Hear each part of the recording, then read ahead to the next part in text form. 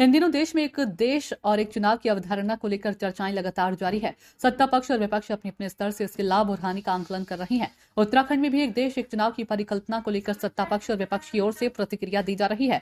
प्रदेश के कैबिनेट मंत्री प्रेमचंद अग्रवाल ने एक देश एक चुनाव की अवधारणा को काफी सकारात्मक बताया और कहा कि यह प्रधानमंत्री नरेंद्र मोदी की सोच है और इस अवधारणा के तहत विकास कार्य प्रभावित नहीं होंगे और आर्थिकी में भी काफी बचत होगी। वहीं प्रदेश कांग्रेस अध्यक्ष करण माहरा ने इसको लेकर प्रतिक्रिया दी और कहा कि देखने, बोलने और सुनने में ये अच्छा शब्द है, लेकिन क्या सरकारें इसके लिए तैयार है? क्या हर स्तर से इसको लेकर पूरी तैयारियां की जा रही है और सभी लोग इससे सहमत होंगे? उन्होंने उत्तराखंड में पंचायत चुनाव को लेकर उदाहरण दिया कि उत्तराखंड में 13 जिले हैं, 12 जिलों में एक साथ पंचायत चुनाव होते हैं, जबकि हरिद्वार में अलग समय पर चुनाव होता है। क्या फायदे आने वाले समय में जनता को होंगे? इसके वादा भी लोकसभा चुनाव से पहले किया गया था। देखिए, माननीय प्रधानमंत्री आदरणीय मोदी साहब इस प्रकार से नवाचार के नाते जाने जाते हैं और नवाचार इन्हीं का आवश्यकता भी लगती है। जिस प्रकार से एक देश एक चुनाव यदि होगा तो निश्चित रूप से पूरे देश भर में एक रूपता भी कहीं आएगी और साथ में जो चुनावी खर्चे हैं, साथ में जो आचार संहिताओं की जो समस्याएं हैं, विकास कार्य जो प्रभावित होते हैं, तो मैं समझता हूँ ये अति आवश्यक है। 1967 से पहले ये पहले से एक रूपता थी।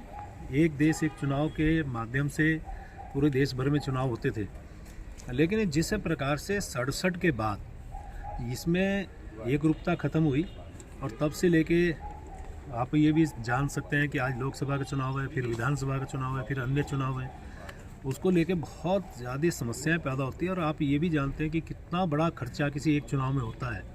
तो उसमें खर्चों में भी बहुत ज़्यादा रुकावट आएगी और जनता में भी, जो जनता हर रोज़ इसका एक समस्या जिनके सामने आती है उसमें भी उनको राहत मिलेगी। उत्तराखंड में भी जनता रखा जाएगा, क्या कुछ कहेंगे, किस तरीके से? देखिए, सुनने में भी ठीक है और अच्छा भी है, लेकिन क्या हमारा मैकेनिज़्म उसके लिए तैयार है?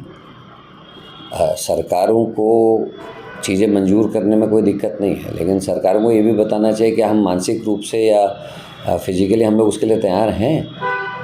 उत्तराखंड राज्य का उदाहरण लीजिए, यहाँ हरिद्वार में पंचायत चुनाव अलग होता है, बाकी प्रदेश में अलग होता है। हम एक पंचायत के चुनाव को एक नहीं कर पा रहे, हम छात्र संघ के चुनाव नहीं करा पा रहे, हम कोऑपरेटिव के चुनाव डिक्लेयर करने के बाद उनको पीछे कर रहे हैं। निकाय और पंचायतों का आप देख ही रहे हो हाल। तो ये व्यवहारिक दिक्कतें हैं और एक बहुत बड़ी मैन पावर चाहिए इलेक्शंस को कराने के लिए, एक साथ कराने के लिए।